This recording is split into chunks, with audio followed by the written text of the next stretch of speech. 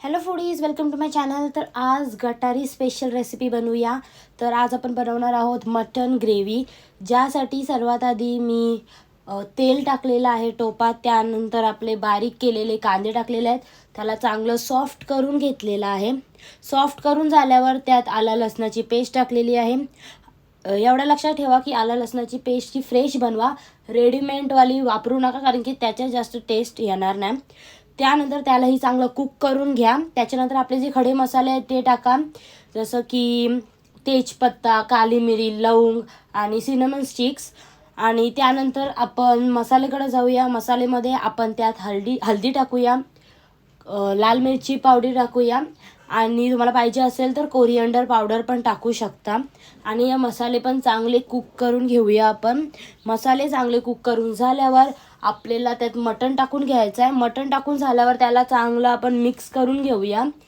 जसे आपले मसाले प्रॉपर मिक्स झाले मटणसोबत की आपल्याला जो मटण आहे तो कुक करायला ठेवायचा आहे.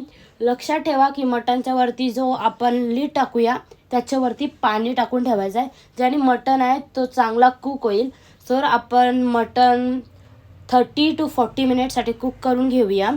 थोडेसे म्हणजे कुक व्हायच्या आधी आपण त्यात बटाटे पण टाकूया. त्यानंतर परत 10 मिनिटसाठी म्हणजे 30 मिनिट झाल्यावर आपल्याला बटाटे टाकायचे. त्यानंतर 10 मिनिट्स परत त्याला कुक करून घेऊया.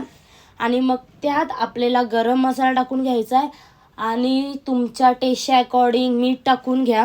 मीठ टाकून झाल्यावर त्याला परत रिटर्न सगळं मिक्स करून टाका आणि परत त्याला कुक करायसाठी ठेवा. आता जोपर्यंत आपला हा मटन कुक होत नाही आहे तोपर्यंत जर तुम्ही माझ्या चॅनलला सबस्क्राईब नसेल केला तर do like, share and subscribe my channel.